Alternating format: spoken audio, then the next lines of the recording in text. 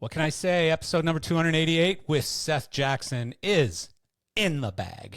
And Seth, loved the guy. Just a super guy. Saw him a month ago at LDI and love talking to him any chance I get. And so if you don't know Seth, he's worked with tons and tons of great artists out this past couple of years with the Doobie Brothers. Still does Barry Manilow after all of these years. And just one of the nicest people you'll ever meet. So I hope you enjoy episode number 288 with Seth Jackson. And don't forget to like and share and subscribe, please and thank you. Enjoy. Well, thanks again for joining me on Geese of Gear, episode number 288. A fun one today. This episode is brought to you by AVL Media Group. AVL is one of the leading distributors of professional audio, video, and lighting equipment in North America. Please take just a moment and watch their following video with me. AVL Media Group, connecting the world's most trusted audio brands with professionals like you. From their large diaphragm studio or versatile handheld live performance mics, Aston microphones deliver clarity and precision. Lab Group and Power amplifies the world. From commercial installs to the biggest tours, Lab Group delivers. Turbo Sound's new Manchester line array, from intimate venues to major festivals, the perfect balance of power and clarity. From the M32 to the groundbreaking HD96, Midas consoles bring exceptional sound quality to regional bands, touring artists, and the largest productions in the world. Wharfdale Pro, engineered for portability and installation. Easy to transport, quick to set up, and available in powered and non-powered versions. Tannoy's commercial speaker range offers indoor and outdoor solutions in black or white, in-ceiling, on-wall, pendant, and innovative column speakers. With dynamic audio control, Tannoy's steerable arrays provide precision and adaptability, perfect for demanding acoustic environments. AVL Media Group, your source for industry-leading audio solutions. Today's episode is also brought to you by GearSource, founded in 2002 with the ambitious mission to support live event businesses buy and sell gear globally. Since that time, the company has transacted in over 100 countries, selling $250 million in sound, lighting, staging, and video gear. GearSource continues to evolve the platform for massive global growth, enabling localized currencies, payments held in escrow to protect buyers and sellers, AI-powered logistics behind a new global logistics brand, and so much more. The company has just released massive new features, including GearSync, with the ability to manage up to 400 listings at once, and NeedZone, an automated shopping assistant for hard-to-find items. So take full control over your gear with a visit to gearsource.com today.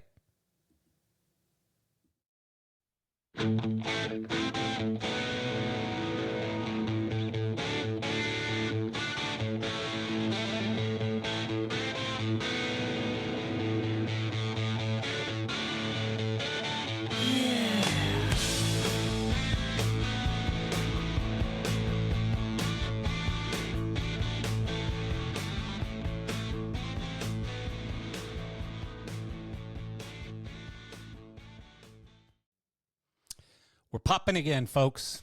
288. We're popping these episodes out, and I'm really enjoying it. We got some great guests coming, and actually, Sarah just told me this morning about a guest that is in the process of confirming right now. I will tell you, we've probably been trying to get this person on the podcast for 5 years, since the very beginning. And this, I can almost guarantee, will immediately become by far the largest podcast we've ever done. It's a big one. So Sarah told me this morning that we are in the process of confirming. We do have a definite yes. It's just a matter of working out the timing at this point. So I'm really excited. Sorry, I can't tell you more, but I will soon. Secondly, and very exciting, we have a new podcast that we're launching, which will be coming in a few weeks. The first episode will be coming in a few weeks. It's called Geezers of Gear Future Tech.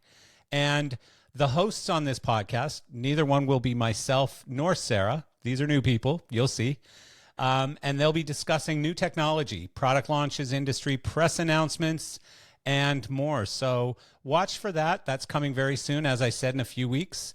I believe, at least in the beginning, that's going to be an audio-only podcast. It's going to be short. It'll probably be, I don't know, 20, 30 minutes, maybe an hour at most. But my guess is it'll probably stick around half hour, and it's going to be all about new gear. And new gear, new news, new information. And so stick around for that one. That's going to be great. We'll be promoting it in the next week or two. And again, that's called Geezers of Gear Future Tech. So now we have 3 podcasts. We have Geezers of Gear, this one. We have Geezers of Gear, The Leading Ladies, which Sarah is the boss of. She's the boss of me. And then we have Future Tech, which will be starting in a few weeks. And finally, please like and subscribe and share these podcasts. As I say all the time, it's the only way that we grow. It's good for our sponsors. It's good for our guests. And it's just good that you share this with your friends. We're getting so much positive response right now. We're getting great reviews, lots of good comments. We appreciate it so much. But if you can engage more and like and share and subscribe and do all of those things on whatever medium you're listening to them on, whether it's Spotify or it's YouTube or Apple or whatever. And we appreciate you for doing that very, very much. Love today's guest. Good friend of mine. Just saw him in Las Vegas about a month ago. Seth Jackson has twice won the Parnelli Award for Set Design of the Year, the Redden Award for Lighting Design of the Year, the Broadway World Los Angeles for Lighting Design of the Year, and the Paul Waterbury Award for International Distinction in Architecture. In 2024, Seth was the lighting and production designer for the Doobie Brothers Tour 2024 and the lighting designer for Labyrinth in Concert, as well as production designing the final shows for country icon Toby Keith before his untimely death in March of 2024, sadly. On Broadway, Seth directed and designed Manilow on Broadway at the St. James Theater in Los Angeles. He co-designed with Jeff Croiter the lighting for Harmony at the Ahmanson. In St. Louis, he designed lighting for the Rep, the Muny, and the New Jewish Theater. He was the creative director and production designer for 2 Selena Gomez World Tours, 25 years with Barry Manilow, and as associate director and production designer for Star Wars in Concert with industry legend Steve Cohen. Seth also served for 20 years as production designer for Toby Keith, 3 tours as production designer for Carrie Underwood, and lighting designs for Don Henley, Jason Mraz, Melissa Etheridge, American Idol's Live, Hilary Duff, America's Got Talent Live, and the Doobie Brothers. In Las Vegas, he was creative director and production designer for Manilow Music. Please, that's a lot. I mean, that's a lot. It's a lot to say. It's a lot to take in. It's a lot for him to have done. And by the way, I don't think Seth is a geezer. He says he is, but I don't think he is. So please welcome my friend, Seth Jackson, back to the podcast. Seth. Hello. It's so darn good to see you again. Back again. Last time I saw you, you were leaving the hotel, I think, to go to the airport in Vegas. It's true. You left the same morning as I, but I think a little earlier, if I remember correctly. Yeah, we were going to try to put something together, and it's like, no, I'm at 10, you're at 12, whatever it was. Yeah, I didn't want to spend an extra 2 hours at the airport. God, it's such a pain in the ass flying anymore, like with or without status. Don't understand it. I have everything. Yeah. I am cleared. I am global checked. I am pre-checked. I am lounged up, and I still hate it. Yeah. Well, and I'm not some of those things anymore. Like lounges, I'm realizing that, because I have Platinum for Life with American Airlines, and I've got some of those, sort of carry-on ones because I don't travel as much as I used to. So I'm not like, these extreme levels anymore, but I'm for life on a few of these airlines, and you don't get anything for that anymore. Like you got to be mega super triple platinum something or other. Well, whatever Featherstone is, that's what you need to be. And even if you have the Delta one, there's so many people in line to get in. It's like, oh, I want to wait in line for this. It's insane. And, I used to fly United religiously because I had whatever platinum or something on United. and before that American and Delta at one point, because I had the Black Amex, and Black Amex with Delta made you super famous. And now none of it matters. Like, it's just, I think on United, I used to get upgraded almost every flight domestically, almost every single flight. I can't even tell you the last time they upgraded me. Can't even tell you. I can't. Same with American. Never. It's stupid. I don't like flying anymore. I don't like it. So I'm trying to catch up on stuff that happened in Vegas, that we talked about in Vegas. First, did you see anything cool in Vegas other than, the Geezers of Gear Dining with Dinosaurs event? Yeah, well, there was that. Did you see anything else? I honestly didn't. I saw some Manufacturers, beware. I saw interesting things. Yeah. I did think Elation kind of reinvented the fixture and the assembly with that Paragon thing. I thought Paragon is cool. I thought that was really a very inventive way. I mean, Matthias is just, his brain blows my mind anyway. And he's anything smart he dude. comes up with is going to be like, he's a smart dude. Of course you should have done it that way all these years, and now you will. Yeah. Well, and then I saw yesterday, I just saw some teaser videos for another new line from Elation called Rebel series. So I guess Rebel is sort of the down and dirty, real tough, cheaper stuff, and the Paragon is the more high-end stuff. And but the Rebel series stuff looked pretty cool too, from what I saw. So yeah, they're making some really good moves, those guys. I liked Elation as well. So, but I mean, a lot of the stuff that I was excited about before I got there. I'd already had a great year with Clay Packy, so all that stuff was like, yes, there it is. It's great. I love it. Yeah. What are you using from them? The MIDI BIFXs, the rings, the ones that have the rings on, the Parcan looking things. We did about 60 of them on the Doobie Brothers. Okay. It was the wash light. It was the only wash light. And is that the one that looks like a Parcan? Yes. Okay. Which was the intent of the vibe for the show. Yeah, that's a great idea. And the rings were way more than just a gimmick. I really, when we got into it, I was kind of like, oh, okay, these will be cool for a couple of things, but it was unbelievable. The whole rig just sort of was organically alive. You throw some video content through the rings and it would just morph around and do things. And which was great because we were a little to no smoke show. So having the rig be all alive and moving really kind of helped fill up the picture. The band didn't like smoke, or no. Well, the wives didn't like the smoke. Oh, really? Never heard that one before. That's an interesting spin on things. The wives didn't like smoke. There was some rough days, I think, in previous years when the wife standing on the side of the stage to watch the show, it just blasted in the face. Yeah, it's not good. Yeah, so there was some dance that had to be done, and we finally settled on machines in faraway places. So it was never thick; it was just a very light thing. That tour started out as the 50th anniversary, right? And did it end up like the 52nd or something? Well, okay, so it was the 50th anniversary in 2020. Yeah, which of course it didn't happen. Right. Then it didn't happen in 21. It finally got out in 22. And then it toured for 2.5 years. So it was sort of like the 53rd and a half. It's 50 something. It's full grown. Right. The full grown tour. Right. So last year they just gave up all that stuff and just called it the 2024 tour. And that's when we redid the system. And then it'll go out again later this year. They actually have a new record coming, if you can believe that. First time. Awesome. I think it's the first time ever with Tom Johnston, the original member of the band, and Michael McDonald. Because they were different eras. Yeah. So they're actually together on this one. And Michael toured with it? Yes. Wow. Yeah. That they had were to terrific. Be fun. They were terrific. I really wanted to see it, and it just never seemed to be in the same town I was in. So yeah, I think that you'll have another round this summer. I think they're going to do all the secondary stuff here, there, and everywhere in the summertime. They'll just go. I mean, I have great memories of the Doobie Brothers because, when I was 16 years old and thought I was a genius and quit school and went on the road with a rock band, and I went on the road for 3 or 4 months, I think, and then that band broke up.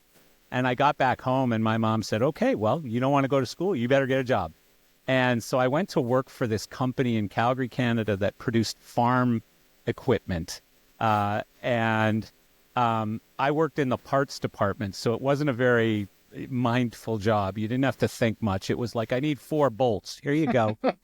And but I got picked up every morning by Julius Krolik and John Fenton. And they were always about 3 joints in by the time they picked me up in the car. And it was like the Cheech and Chong thing where they roll down the windows and clouds of smoke just come flying out of the car. And every morning it was Doobie Brothers, and, they were the Doobie Brothers too, because they were just pounding doobies all the way to work. And yeah, so I have fond memories of the doobies. So I don't know what's going on with Riverside today. Is freaking out a little bit. You froze for a second, but Yeah, I know. never That's what it lost told me. audio, if that's any help. Weird things Audio happen. stayed. Well, it said it lost communication with my camera for some reason. So what else at the show? So the Clay Packy stuff. Clay Packy stuff's great. Again, stuff that I've been working on all year. I was really happy to see Avo has the mid-range size of their D9 consoles. They got the D9 and then the 250, and now there's the middle version that's finally coming online. They've been talking about it forever, and they did it, and they look great. They're a mid-range, affordable, size-wise, price-wise, all that stuff. So are you using the D9? I was pushed into it. Last fall, I did a residency in Vegas for Erica Jane, who's one of the housewives of Beverly Hills. She had a big a show that was in House of Blues at Mandalay Bay. Their in-house desk was Avo. So I was like, well, what do I do about that? So I went to Gateway, and Mikey Cummings over there was like, well, I can teach you the Avo. You're going to love the thing. You're never going to want to be on another desk in your life. I'm like, well, all right, let's go. And we did, and I agreed. It was so much fun to do a different platform, and it's intuitive, and it's an old person's desk. It doesn't require a lot of flowcharts and mathematics, and I have to build things myself. It's not MA at all. Yeah. Still pretty easy to learn. Very easy to learn. And it's kind of like, well, I want it to do this. Well, then tell it to do that, and it will. Wow. And which was great. And so when we finished the Erica thing, we started talking about doobies, and it was like, well, Gateway's got these desks. Let's really go for it. So yeah. I jumped in. We did the AI servers. We did the whole thing. And they behaved? Mm-hmm. Yeah, the desks were flawless. The AI took a little learning curve a bit. What is that? What does that do? That's their media server. Oh, okay, right. Yeah, I've seen that before. It is a console-driven server, so it's a different brainwave, if you will. It wants the desk to tell it what to do. It does not want to just receive a code to fire or a cue to fire. It wants the desk to really say, do this, then this, you will do this now and do this now. Yeah. Which we ran into it wasn't really a problem so much as an evolution to figure out how to do it, to where that the time coding that was coming in, that would take the priority over the desk. So, it was kind of like, no matter what they do, the song starts, that thing fires. Is that the same thing that does... I remember Steve Warren demoed something to me in Europe one time, or in England, that everything became a pixel.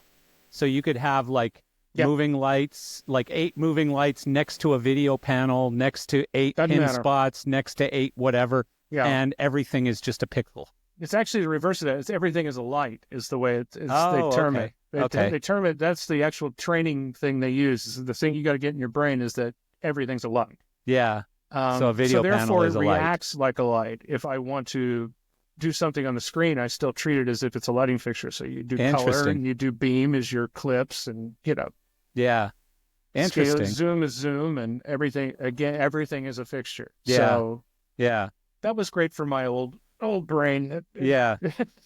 Well, it's funny because I still, if you follow any of the forums and stuff on Facebook, which, is generally just cancerous, diatribe. But if you follow any of that... What line is this in the picture? Yeah. Oh, hey, is the LD for Barry Manilow out there? Can you tell me what is the square fixture? And it's like, why? What are you going to use it on? Nothing. I'm just sitting in my bedroom in my underwear and wondering what that square light is. You know, Haven't thought I left the could talk to the basement in LB. 3 weeks. Yeah. Yeah. No, I mean, hey, it's great to have those forums and It stuff. is. Sometimes but there's really great things. Sometimes there is. And you know, I love it when like Bonniel gets on there and just does some eloquent 3 or 5, you know, just it takes minutes to read kind of thing where it's like, that's the stuff you would have killed for when you got started in the game. Well, or Bob Harmon's been posting his Thursday things on there too, you know, that are like 12 pages long. Just a short one for you today. And but that guy is a writer. Oh my God, Bob missed his calling. But yeah, so I see on there occasionally that somebody will bring up a D9 and it's just kind of sloughed off as being like, you know, the Hog 5 or something. You know, it's like, it's for nobody uses that. I think crap. The biggest thing for them is for, you know, the longest time they were just the little small company guys, other than outside the UK and Europe.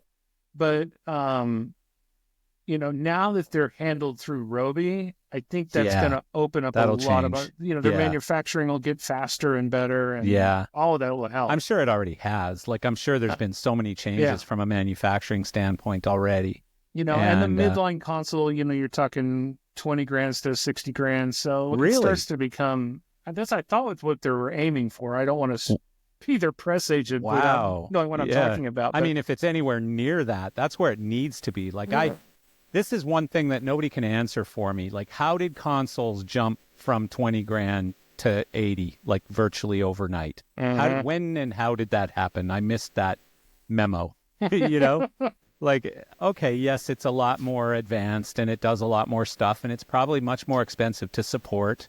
And, you know, software updates are free and they're very hard to do and cost a lot of money. Yeah, but still, and you are paying for the free visualizers and stuff that they put out on the website. Yeah, still a lot of dough. It's a lot of dough for it is. It's a huge laydown. Yeah, them and the audio console guys seem to be fighting over who has the most expensive control setup. You know, and it's close now. It's getting closer anyways. Although, you know, every time Digico comes out with the new Quantum X or whatever, it's like, you know, $175,000 or something. But so, yeah, I took a good look at those consoles as well. I never did go into the secret room, and I'm sure you can't tell me what was in there because I think everyone had to sign NDAs, but supposedly there was something in the secret room there. Speaking of secret rooms, did you go in the Verilight one? I did. Any thoughts you'd care to share? I like the idea. I like where they're going. I think there's real potential there. But to me, it felt like, you remember years ago when they did the Icon M? Yeah. It felt like that. It's like, the idea is so good and the direction is so right, but it's just not. Have you listened to my podcast or something? Because that's pretty much the exact same thing I said. No, like I always listen to your podcast. You can see it's the journey, not the destination. Exactly. It's a step. Exactly. It's an incredible step in the right direction. Is it a gotta have, need it right now kind of thing? No. No, but I get the need to get it in front of people, and then you need somebody with some capital to put it in so they can figure out the real world stuff on it. That's what you got to do. I thought it was a smart move to put it in a back room. Yeah. Just so that it's not like, the demo though. I got to be honest. I didn't like the demo. I didn't like the narration. I just didn't like the demo. The demo to me was just kind of goofy. But I definitely saw a huge amount of promise. It's something that needed to be done. You know, it's exciting. I mean, it's going to be exciting to see where we go. I'm excited to see what happens with technology going forward, especially once you unleash AI on these fixtures and consoles, and that's the other side of that equation. That's what's going to make that so manageable is when you combine the AI technology and it's going to get crazy. But we're moving so slow on that, and I don't know if that's because everyone's scared, you know, like MA is scared to put any kind of AI into the console because people will say, we're not using this anymore. We're going to start, you know, banning this from our shows and stuff, which I get it. I understand that sentiment completely, but it's coming. It is. It's just, and the technology is getting so complicated that you just can't. Programming is not going to be what programming is or was. It just, they're putting so much into the fixtures and the control levels of the video content and all. You know, it's going to require hell. Yeah. Yeah, well, and that was one of my predictions, and it's a fairly well-fed prediction. I've talked to lots of engineers, but I think we're going to see AI in fixtures probably brought on board a lot faster than in the consoles. Consoles, I think we're going to see some of the stuff where you don't need a programmer standing next to you all the time, and you can just talk to the console and say, remember that look we did on, so-and-so last year? Let's have that look, but in blue instead of red or whatever. And the console will do that, you know? And so that's where I think we're going to see a lot of the earliest AI in consoles is just some of that voice to get it done kind of thing, right? And the interesting, you said about putting the stuff into the fixtures themselves, that's kind of interesting, because that's sort of like the rollback to the olden days. When Verilights, the brain was in the fixture, and the console just said, hey, do that. And then the light knew how to do that. Yeah. I think lights are going to become completely 100% console agnostic. Consoles are basically going to say go to the light, and the light's going to do some stuff. And I think a lot of the macros will be built into the lights instead of the console. And, I see a lot of the brains moving into the lights. That's just what I see happening. I could be wrong. I've been wrong so many thousands of times. People. Yeah. Well, that's what we need, isn't it? We need to get there. Anything else that you saw that was cool? Let me see. What about the big, huge DLP thing? I'm sure you've got a stadium show for I don't. Manilow. Manilow's going to need 100 of those on a stadium show somewhere. Yeah, I don't believe that would be the case. But if Toby was still with us, I guarantee you we would have found a place for him. That'd be amazing. Because I remember we used to be in the heyday when Ford was paying all the bills. We were so sinker light heavy. It was like, how many can we have till we run out of power? That was when I saw that, that's the first thing I thought of. I was like, oh man, if Toby were still around, that's what we'd be looking to do. Toby was kind of, that on that George Strait path, absolutely just bigger, more, And he had he had the catalog to back it up, and he had the live show to back it up. Nobody went away disappointed from a Toby show. Yeah, I'm sure that's an artist you miss a whole lot. Dude, I miss the organization too. Yeah. Those were just some of the most enjoyable people to be around. I look forward to that every year. I always joked, it's like I'm going to summer camp for 2 weeks to put that thing together. Well, I think I recall during COVID. Yeah, I think I recall during COVID you telling me that they kept you on payroll or something too. They kept all the band and the key crew guys on payroll and benefits, because they're all salaried people with benefits and all that. So he kept them on through that and through his cancer. Right. For us, when Nate and I were doing that show, we were right in the middle of getting over the hump of the approved design. Oh. And to help us out, to help the scenery companies out, to help her, they're like, do as much as you can, as far as you can, and we'll pay you until we get to that point where the next step would be rehearsals, and then we have to stop. Wow. Yeah. It's a great organization. Unbelievable. When was your last show with Toby? It was December of last year, 2023. Wow, it's been that recent. Yeah. He died in March of 24. Yeah. February, March. I can't remember. What a drag.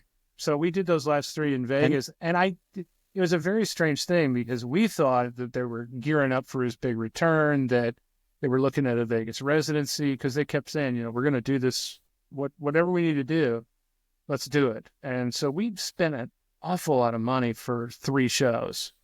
Looking back now, I don't think anybody else knew, but I think he knew. And it was like, I'm going out. I'm going to go out. That makes sense. Yeah. Well, it was star-studded too. Early 50s? He was 60. I'm 63. Oh, 64? I didn't realize he was that old. I thought he was 50s. I think. I could be totally wrong on that. Yeah. Well, that's a bummer. What about, have you used Mac 1s yet? And I talk about these way too often, but I just love that thing, and I finally saw it in real life, and I love it even more. No, I haven't. When I got to pick it up and stuff, like, it weighs nothing. It's just such a cool light. I like things that weigh nothing. It weighs like, I don't know, 9 pounds or something like that. I mean, literally, you can pick it up with one hand. It's cheap. Like, I think the dealer on them is like $1,400 or something. Oh, it is. And they've got all kinds of really cool accessories and stuff. I like that fixture. What else did I like? I thought the Acme stand was interesting. Mm-hmm. They've got some interesting stuff. You know, I learned a little bit about it when I had Mark Brickman on, and Acme was actually a sponsor of that podcast, and we talked a bit about their fixtures and stuff. Yeah, I don't know. I mean, some of the Chinese booths looked really good. Companies that I had never heard of before, and I'm going, whoa, that stuff looks pretty nice. They don't look as cheesy as they have in the past. That's true. No, they used to just be sticks of truss and a bunch of Asian people sitting there trying to take orders, right? Mm-hmm. Now they're like all dressed up with nice logo shirts and very professional looking booths that they're hiring designers to do their booths and stuff. So, yeah, they've stepped up their game a bit. They're some on of those the brands. move. Well, you know, it's funny. I was talking to a friend of mine the other day about this, and, you know, the whole direct-to-consumer model from China right now is becoming quite a problem, especially for any of the, call it Chinese brands, you know, the Chauvets and even Elation and stuff, because these guys are literally just selling at lowball prices directly to anyone, end user, rental company, whatever, through Amazon and or Facebook Marketplace even, you know, directly on Facebook Marketplace. And, you know, the stuff, you got to get a lot of spares, but otherwise it looks pretty good. Like you can get a fixture that probably looks as good as that Claypaky fixture that you used and looks just like it, I'm sure. And costs about, you know, a fifth of the price, maybe even less. And so you just get, you know, 50% more fixtures so that you've got lots of spares. That's all. And don't when, try to fix it. Just throw it away. don't And put fix the other it. one. Yeah, just walk them out to the dumpster, and maybe there's a recycling bin so you can at least be responsible, you know. But yeah, so I don't know. Who knows what the future of that side of the business, the lower end stuff. I don't know. It's it looks like it's going to be a bit of a shit fight for a while now. So yeah. Have you done any touring stuff at all this year, or just other things? No, well, okay. So I did the big thing was the Doobie Brothers. That was pretty much an all-year affair. Yeah. I did one small project for it's Labyrinth, the David Bowie movie from the 80s. Right. So they did a live band version of that where the film is above you on the screen. Oh, that's and then interesting. The band plays to the Bowie vocals and the whole bit. And the band's just a cover band, like of session musicians that they threw together. It's like 9 session guys, and they all. It's a very small show. It's kind of fun. I had 11 fixtures plus some house stuff that you advance, but there were 11 lights, and there was one bus and one big trailer, and off they went. It toured. It toured what, movie theaters? Yeah, no, it played like small theaters. It's still going. It's going to go all through the spring. Interesting. We're going to go in and dress it up a little bit in the spring and bring it up just a touch. But it was really fun to go back and say, all right, there's 11. Make it work. So 11 fixtures. It's the whole movie and just the concert parts of the movie. The band plays. They fed the whole thing with, you know, they're playing live the whole time underneath it. And that's really interesting. And the fans of that film they're quite devoted. Yeah, rabid. They show up in costume and really? Oh, they had a ball. They all have a ball. They sort of like Rocky Horror Picture It's Show. a little bit like that. They don't throw things at the screen, but you know, it's funny because the first time you hear Bowie's vocal and see him on screen, there's this gasp through the room. Yeah. The Bowieites are just like. I remember when I was like a teenager, and I think the first time I ever did mushrooms or something, I think I went to a double thing. It was, I think it was Woodstock first and Rocky Horror Picture Show second. And Woodstock started at like 10 and Rocky Horror at midnight. That's a good combo. And it was just like, I was like, what the? And I had never seen Rocky Horror before, you know? And I was on mushrooms and just going, what is happening right now? Like, who are these people? What's wrong with them? So, yeah, it was pretty weird. If you really pay attention, this movie's not very good. It's terrible. What is happening? What's it about? I don't know. Yeah, there were a lot of movies like that back in those days. You know, have you ever noticed like half the shows and movies from then you couldn't do today? Like, oh, no. I used to be a huge Archie Bunker All in the Family fan, and I see clips of it now, like you'll see clips on Instagram or Like, how did Facebook you or whatever. do that? I'm thinking, oh my God, if people saw this now, they'd lose their minds. How did you get that done? Yeah. Yeah, it's pretty wild. So you did that, and then you were telling me earlier that you're doing something else now. You've kind of ventured out into something. Well, okay. So the long story of it is, into last year, first of this year, it's like, I'm getting really bored. Yeah. Yeah. Because I love what Brickman's doing. I love a lot of the stuff I see Sooner and her team doing at Playground, and there's always like, okay, so that's very cool and inventive. But there's a real tendency out there, at least from the clients that I get anyway, they want the TV tour. Yeah. Big screen in the back, and all we're going to do is worry about video content, and that's where it'll be. Yeah. And I just, after 4 or 5 of those, I'm like, okay. It's a little cookie cutter, huh? It's a lot cookie cutter. Yeah. And so that's when I started doing things like, well, all right, I'll do new fixtures. I'll change consoles. I'll do any of these things to try to amp it up. Yeah. I remember, completely get that. There was a client that Nate and I had a couple of years ago, and they were just kind of breaking out and breaking through, and they're like, okay, well, we're going to play this little tour of small arenas. I thought, oh, well, this could be fun. 6,000 seat arenas. It's still an arena shape.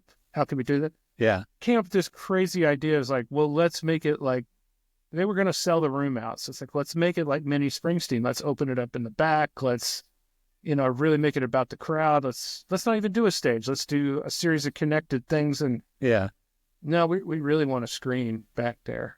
Oh, and then we want a bigger screen. Well, then really we want to just do a lot of video content. Oh, Jesus. Okay. Yeah. Yeah.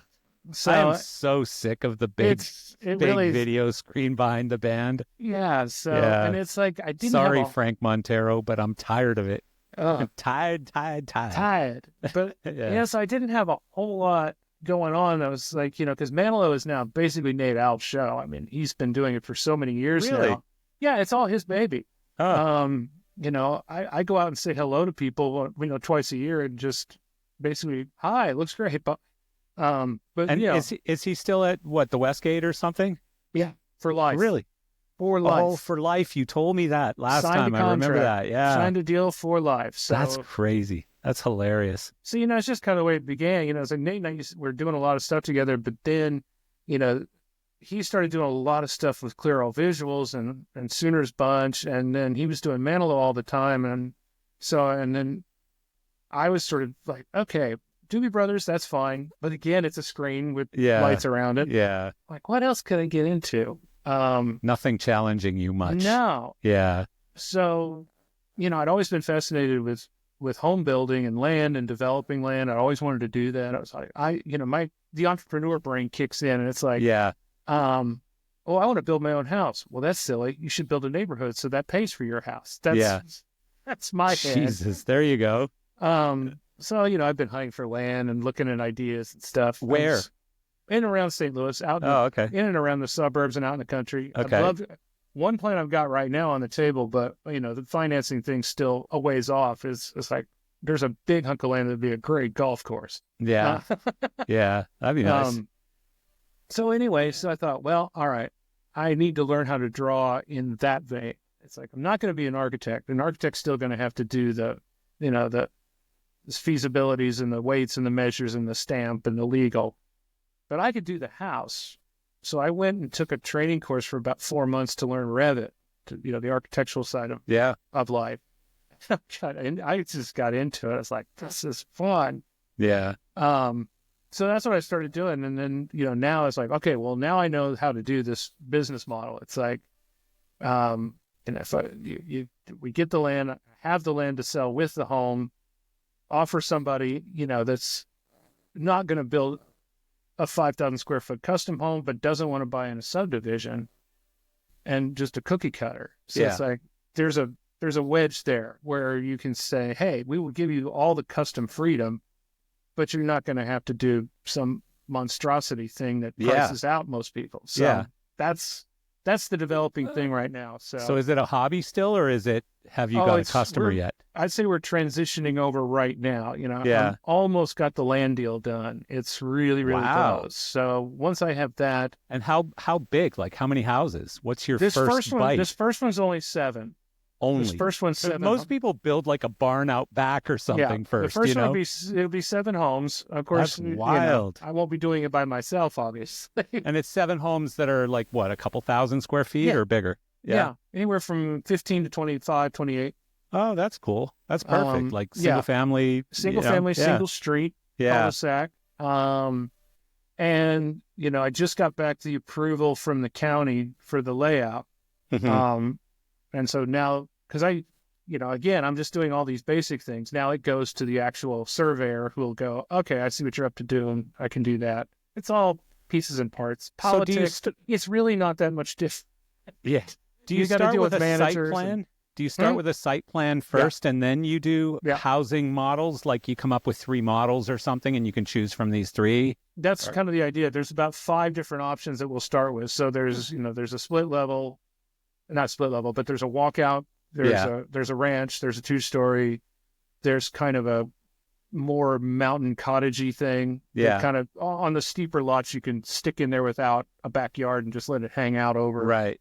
Yeah. And so from there, then somebody could go and say, all right, well, I love this, but could the bedroom be over there? Yeah. So, and then is there like an A and B elevation too? Like if you want to, interesting. We'll let them all customize all that stuff.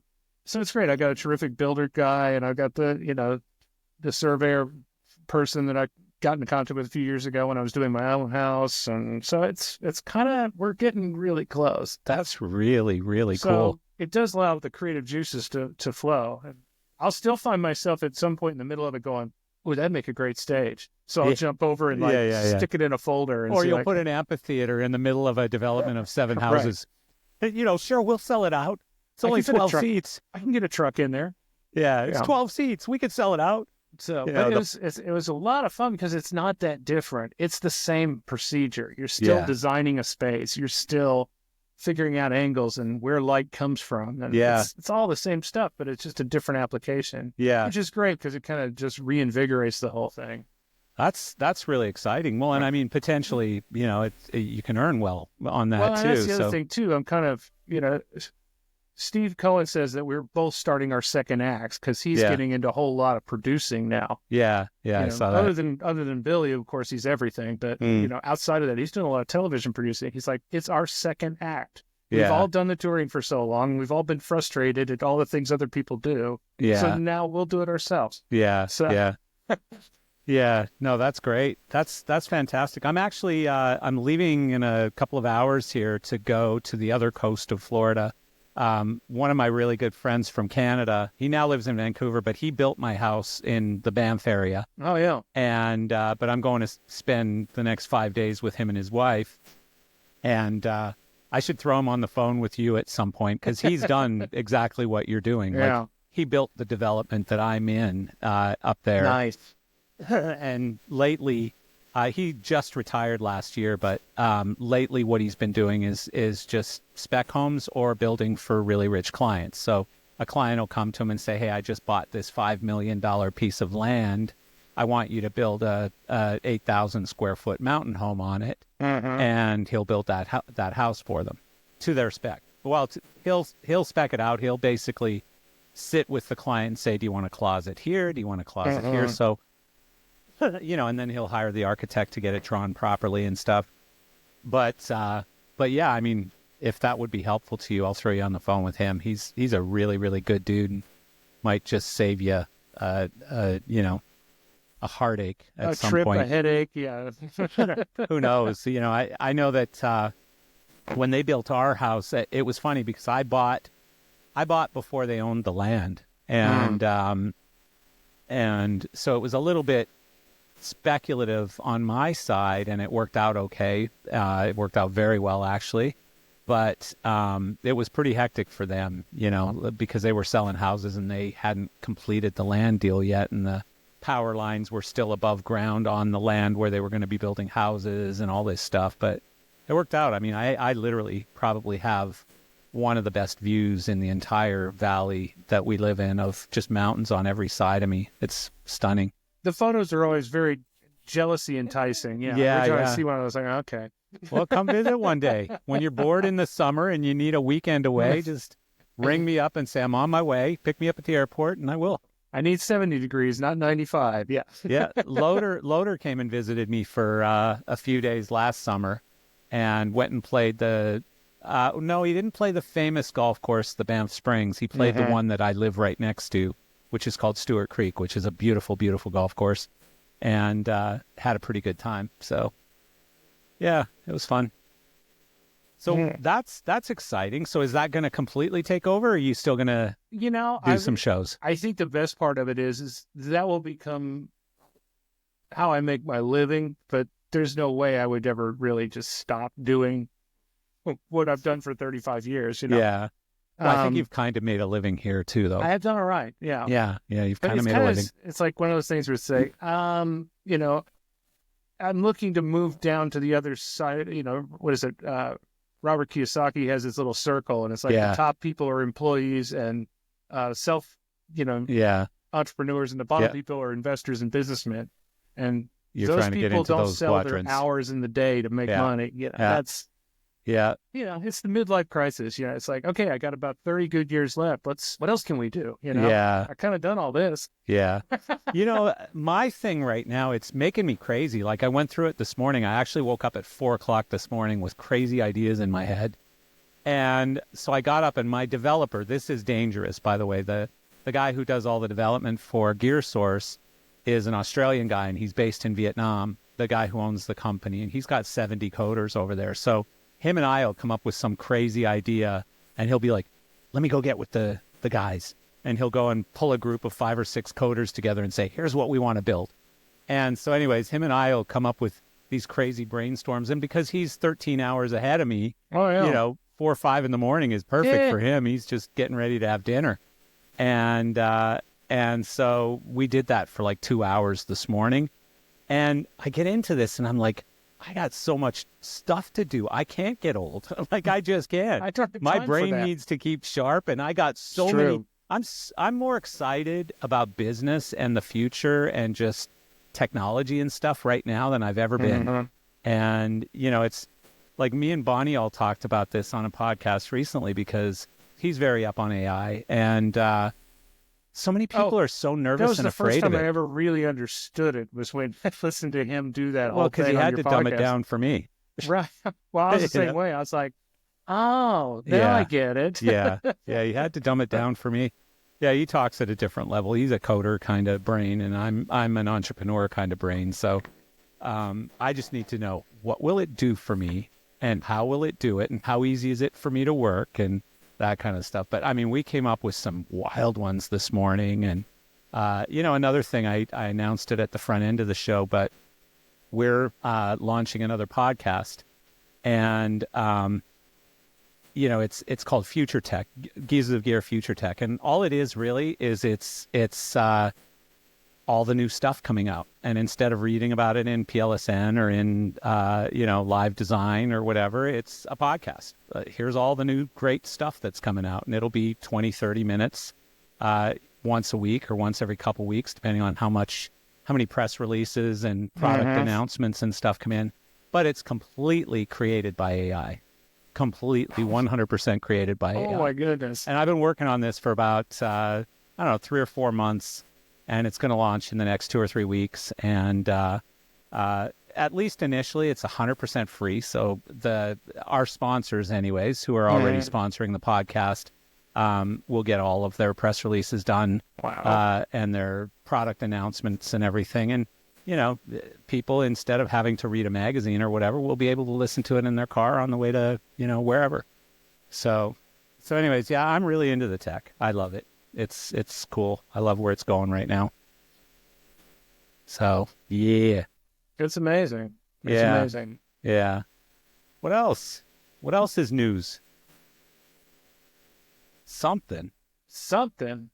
It was your birthday in Vegas. I felt so bad because I didn't know. Because most people's birthdays, I admit it, most people don't admit it, but I admit it, I learn about them on Facebook. It's not like I just went, oh, Seth, it's your birthday today. I just remembered. You're, December something, right? Yeah, that's you. No, I don't think like that. I'm not some kind of savant or something that knows everyone's birthdays. But but I wasn't on Facebook. I was busy hey, at LDI. I got to have dinosaurs that day. So you did have dinosaurs that day, and but yeah, that was an amazing thing. It was a great start, and we're going to actually have a follow-up meeting here soon to kind of debrief, and we've got a lot of ideas. Jake Berry was very vocal about some things he wanted to change. A few people had some good ideas, and Jake was actually one of them. But I think what everybody got their eyes open this big to, like, whoa, people are actually interested in what I got to say. Like, this is really cool. And the people on the other end have, like, yesterday I got somebody sent me a big, long thank you email for introducing them to these people in that room and stuff. And so next year, we're typical of me. We're going to go much bigger. And, we're going to go for a much larger audience. And we're probably going to start with a panel and then move to a round table kind of thing. And so, yeah, we're gonna come up with, some more ideas for next time. And the thing about a panel is everybody gets to bust each other's balls on a panel. You don't get to do that at these round tables. And it's a good way to get conversations going, where, hey, Cosmo, didn't you do that thing that one time? Oh, get out of it. So, yeah. But it's fun, and I'm glad you were there. It was nice to have you there, even though I still don't think you're much of a geezer. I think you're too young to be in that room. The thing about that was really cool to me personally was that, the guys in those rooms, I'm not their age for the most part, but those were all the people that I desperately wrote letters back then in college to, said, I want to be you, I want to do this, or I poured over those Lighting Dimensions magazines. Yeah. I mean, to be, and then, years later to somehow sort of enter their orbit professionally, that's just ridiculous to me that Jeff Ravitz and I have actually worked together, that Cohen and I worked together, that Peter Morris and I have done things. Yeah. It's the craziest thing in the world for me, because that was the generation that I was watching when I wanted to get started. So it meant the world to me. I'm like, this is the coolest thing ever. How did I get to do this? Well, it's the same as like in sports, especially hockey, because hockey, you have such long careers. Soccer too, I guess. But in hockey, you see these 19-year-old hockey players signed to these NHL teams, and they come on and they're playing with, Alexander Ovechkin or Jaromir Jagr, or some of these guys who are in their 40s or late 30s or whatever. And these kids grew up, watching them 6-7 years old, watching those guys play in the NHL, and they still happen to be playing in the NHL. And now they're on the same team with them, and they're just like, pinch me, I'm playing with Jaromir Jagr. Wow, So same kind of thing. It was just crazy. I know when I first came into the industry too, same thing. Like, to be in that room and have Alan Branton there, and you and Jake and all these people. Like, when I first came into the industry, really in 1991, but I was in it a little before that. But, those guys were studs back then. They were already studs and big names and stuff, right? So for me to be sitting there at this stage in that room with those people, it's amazing. I love sharing stories with them. I wonder, though, the next iteration of this industry, I don't know if there's going to be those kind of superstars. Me neither. I don't think there will be. I can remember one of my first LDIs, if Ravitz was in the room going to a booth, there was a posse with him. People were just like, what's he up to? What's he going to like? Yeah. But there was also 2 magazines. There was also arguably, 24 concert designers. Yeah. And 5 of them had most of the jobs. Yeah. Yeah. Now they're everywhere, and everybody's got big rigs, and everybody's learning to program themselves at 12 years old. Yeah. So it's going to look a lot different. I don't know if I agree with you. I mean, it already does. I don't know half the young people. We're not inventing a business anymore. Yeah. It's established. Very much so. Yeah. No, but back then, like you said, you knew who the guys were or girls. You knew even the product, like they were going to use one of 10 things. Verilite, Command, it was these systems. few things. Yeah. And so, there wasn't a lot of variables involved, and, you knew how to get to those people. You knew who they were. Now you got this young group that are much harder to impress, So I think all the lighting manufacturers are trying to get everybody excited about a new product or whatever, and they're going to use what they're going to use. And and the products aren't they? They're not untouchable anymore. Right. I mean, in the day, it's like, well, if you've got Verilight, you got cash. Yeah. You've got one of the special, Yeah. it weighs in. They're Now, a bit ubiquitous now. Yeah. Everything's everybody's got good. it. Everybody's got it. Yeah. It's all solid enough, and you can get it at every price point. Well, by the way, Seth, like, as much as you use this stuff, like, can you sit in an audience now, look up at the rig and go, oh, yeah, those are Ayrton fixtures, or, oh, yeah, those are Elation fixtures? Nope. I can't tell the difference anymore. I mean, Cannot tell. certainly there are a few fixtures that you can definitely, well, you think you can tell, but, a Sharpie's not a Sharpie anymore. A Sharpie could be a Chinese Sharpie, or something else. I mean, so, yeah, everything's a bit ubiquitous now. And you used to be able to do that. You could show me a picture in a magazine, 100%. and I could tell you that's Verilight VL2C. Yeah. Yeah. No question. Or those are IntelliBeams, or those are Cyberlights, or those, because 3 of them are out, those are probably PALs. Or telescans, yeah. Yeah. But you can even tell from the quality of the beam. There were unique properties to all those fixtures. And now this is... Well, I could tell, looking up at an OB rig, I could tell the difference between a Z-scan and a telescan. Absolutely. Quite easily. Absolutely. Just, again, like you said, looking at the beam. And, but everything's kind of looks the same a bit right now. And so that's challenging because, I mean, even though the rigs, like if you compare a rig from today to a rig from 20 years ago, 30 years ago, you're like, whoa, man, like 30 years ago, if you would have seen anybody these days, because they all have the same stuff, basically, 1,000 moving lights and a massive LED screen. But if you would have looked at that 25, 30 years ago, you would have said, no way, man, we're never going to have that much gear in a rig like that. No, exactly. But now that's vanilla. Like that's sort of the base model. And you can pack it tighter, and you can get it with less power. I mean, all of the limitations have come off. Yeah. And so these shows are much, much larger visually than they ever have been. Well, I mean, weight is still an issue, obviously. And one of the reasons I know that is because my house is near Calgary, and I don't know if you've ever gigged at the Saddle Dome in Calgary. Yep. Many years ago, but yeah. It used to be like people would go to Calgary and skip Edmonton. Calgary, you'd go Vancouver, Calgary, maybe Winnipeg, and Toronto and Montreal. That was sort of a Canadian tour. Now none of them go to Calgary because the roof in the building won't hold the rigs. Yeah. So everyone goes up to Edmonton now instead. But we cannot forget Kamloops and Red Deer. Those are some of my Red favorite Deer. ones. There you go. I love those gigs. I used to play in Red Deer in the Red Deer Hotel, Red Deer Motor Inn, whatever the hell it was called. But it was a dump, but it was fun. I had some fun in Red Deer. I have a T-shirt, the Canadian Finals Rodeo Red Deer T-shirt. Or Regina. Yeah, that was another one we did a bunch. There's a comedian who says Regina. Now that's a party town. Any town that rhymes with vagina. Yeah. So yeah, they actually sell T-shirts in the town. That I had a friend of mine who was front of house on Bon Jovi, and Star Wars was following them along.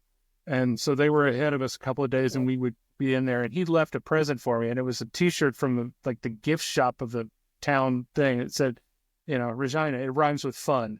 I was like, oh my hilarious. gosh, I'm probably not wearing this anywhere, but I appreciate the sentiment. Yeah, Regina is such a dump. Do you know Rod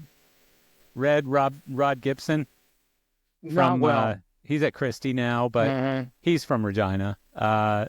Gil Hopkins, who owned a lighting company out of Calgary called ProLight Productions. I think he's from Regina as well. There were some Canadian bands that were from Regina. I think Street Heart was from Regina. But other than that, like, Regina is one of those places, there's no reason to go there. Yeah. It's sort of like Fargo North. There was a cool restaurant that we ate at that was in an old airport hangar, and it was kind of fun. But like the old Quonset hut hangar kind of thing. That was pretty cool. Yeah. I don't know why I remember that, but yeah.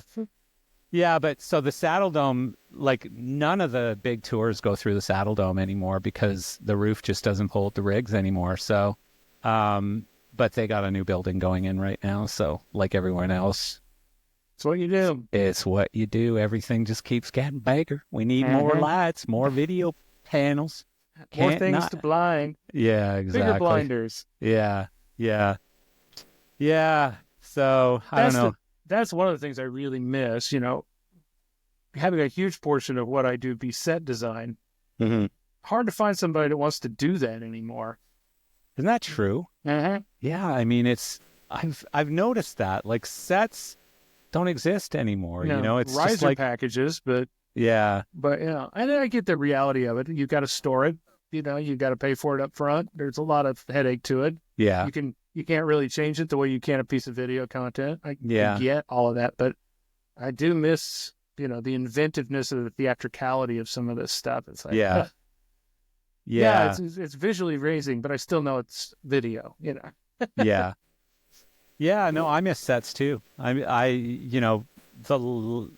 don't even remember really the last wild ones that I saw, but I remember I did a bunch of lights with Peter Morse on one of the Madonna tours. It was called Drown World Tour. With the tree.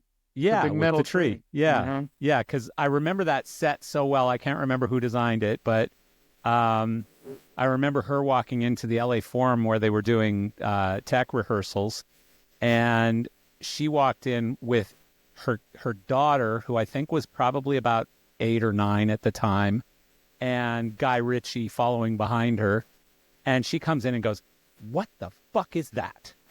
And can't remember if it was the production manager or set designer. I think production manager was probably Cowboy.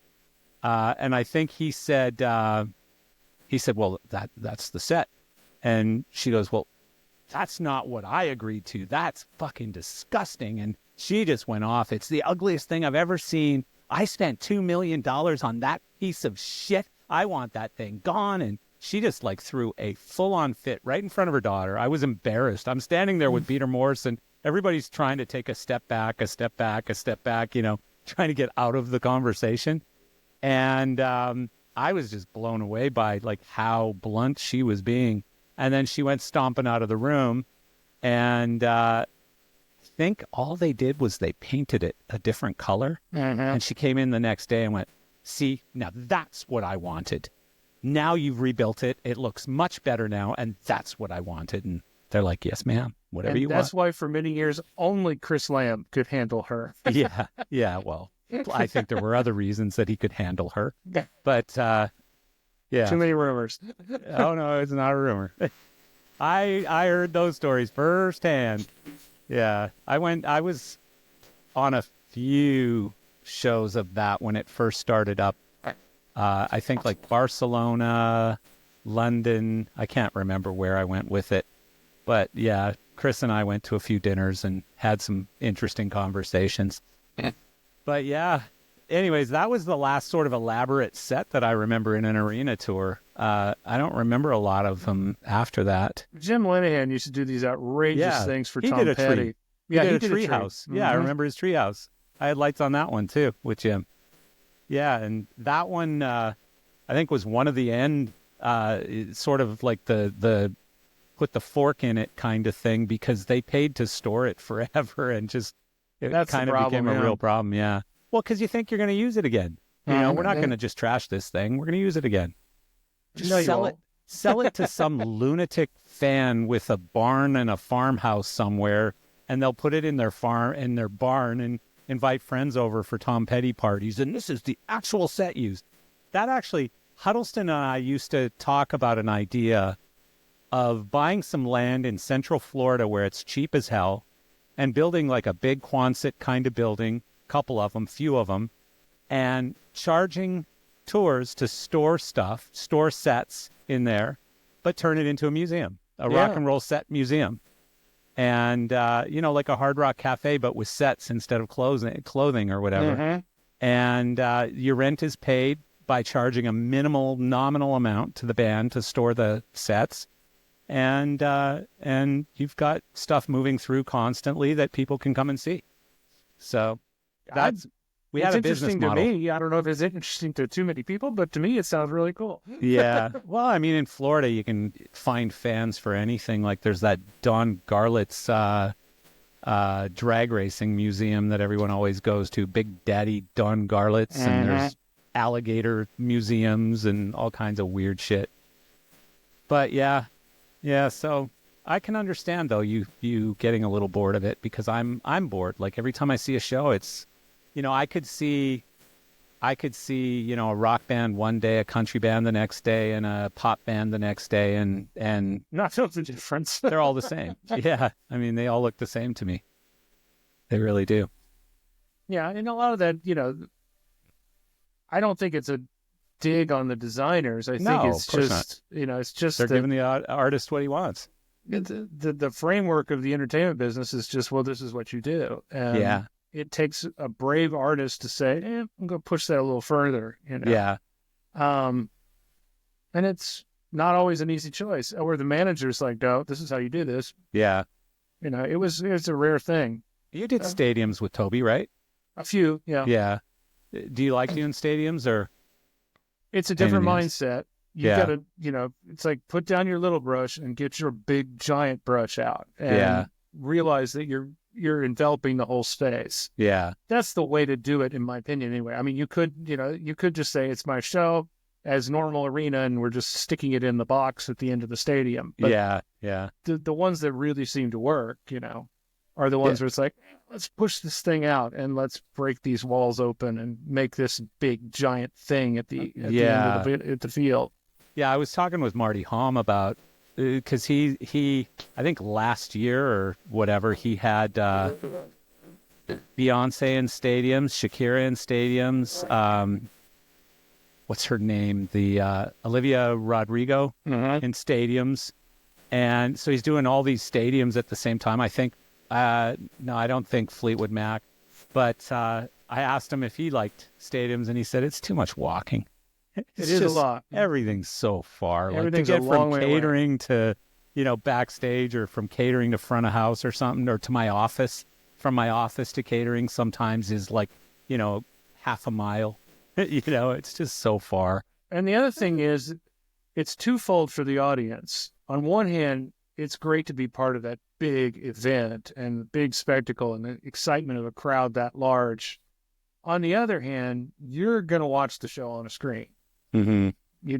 That's the way you see it. Yeah, you're going to sit there and watch it on TV, And I've never been a fan. I think there's some bands, like I think Coldplay pulls it off really well, because it is I thought so too. I thought they did such a visual thing. Yeah, and it's really not about the guys. It's the like whole, Pink Floyd. Yeah, it's the environment. Yeah, it's the same as Pink Floyd. It's Pink Floyd. You didn't, like, for the longest time, I didn't even really know what the guys looked like, because all you saw was the visuals, from a high side special, or exactly. Yeah, I mean, so some bands I think can pull that off, but other bands, like where you're literally just staring at the video screen the whole time, it's kind of a waste. Drag. I mean, I thought Taylor Swift did a great job with integrating. Baz and the team did just remarkable work at pulling this whole building into the thing. And it wasn't always just look at her. There was, you just got to treat it like an experience and not just like your typical concert. Yeah. I never saw it. I did see Metallica last year. That was again one. In Canada. I saw it in Edmonton. They made the building their own, and I think that's when that works. Yeah, yeah. And I actually, normally I wouldn't go down onto the field and be up close to the stage, but at Metallica I did, and it was actually pretty enjoyable. I mean, it was cool how they did it, because it's in the round, and they've basically got a stage at each corner of the stage, so they'll play to each side, and they just keep rotating, and another drum kit pops up, and they just keep rotating around, and so I thought that was pretty cool. I mean, it was loud as hell. Like, they got all those friggin' Meyer subs just kicking the shit out of you right next to the stage. And so part of the experience. It is. It is. So have you got anything planned this year for tours or shows or anything? Or Well, we know the Doobies are going back. I don't think there'll be a lot of work to do on that, because I think they'll just be getting going. But much of the same. No, at this point, I'm like, just sort of, let's see where we go. Let's see what happens. Well, the housing thing is exciting. I mean, that it whole does real estate thing it keeps is fun. the brains going, Yeah, It doesn't allow the dirt to gather. Oh, I mean, what amazing concept. Is the idea to then maybe move up to a bigger setup and end up building yourself one in there, and building 7 and the 8th becomes the 8th will be granddaddy? mine, yeah. Or The only challenge with that is the other 7 are constantly bitching at the one little thing wrong with their house or whatever. They know where to go. Yeah, they come to dinner parties at your place and they're like, hey, by Seth, the way, now, by the way, I don't like that. can you come over and take a look at the electric socket in my laundry room, please? That's my buddy, by the way. I'll call him up. His name is Morley, and I'll call him up and say, Morley, why is this thing happening? Why is my front window leaking? And he's really into the geekdom of it all. And he'll be like, well, have you checked this? Did you ask about this? Did you look? I'm going to have to come over and have a look at that. And he'll pop right over and have a look at it. So it's fun. Well, Seth, I love talking with you. I love seeing you. I just saw you a month ago, but I still like seeing you. You're one of my favorites. You're such a good dude. And so I'm glad you're happy, glad you're having fun. Yeah. I look forward to seeing more about this housing thing. It's kind of a cool thing. It's like, what will 25 look like? I don't know. Is it called like SJ Developments or something? No. I cannot put my own name on it. That's a little much for me. What is it called? I don't have it yet. Oh, really? Yeah, I'm waiting to see, once this land thing goes through, there's several things around it that could reference that, Do you want to borrow my paid chat GPT account and you can come up with a name real quick? Let it figure out for me? Yeah. It'll give you a name real fast. All right, my friend. Well, good to see you, and stay in touch. Absolutely. Don't be a stranger. Not at all. All right, pal. See ya.